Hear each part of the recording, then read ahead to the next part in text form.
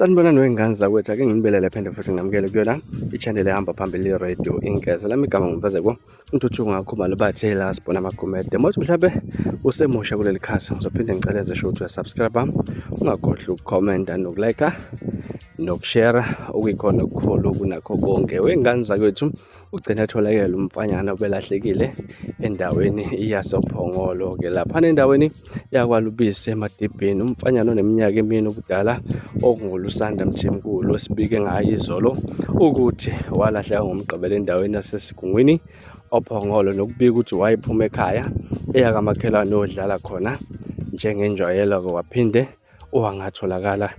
Ilungu lomphakathi lasoPhongolo umnumzane Roy Buthelezi uthi khona abamluma indlebe njengoba bebona ingane lokhu ifakwe ey'nkundleni zokuxhumana, bamtshela ukuthi ingane ibonakala ka-L Lubisi.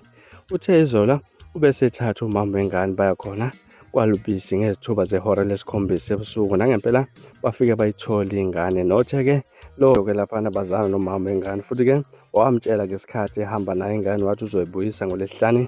Nothi ngesikhathi eyithatha umama wengane wayedla amanzi amponjane, mhlawumbe engakakhohlwa ukuthi ingane yagcina ihambe naye-ke. MCR News besibuza umnumzane Buthelezi ukuthi ngoba ingane kade igcwele ey'nkundleni zokuxhumana bengabonini ukuthi-ke ingane yafuneka, kwavele kwathi-ke lo sifazane akanayo i-smartphone ingane okwamanje ingaphansi kweso lo sonhlalakahle kanye namaphoyisa.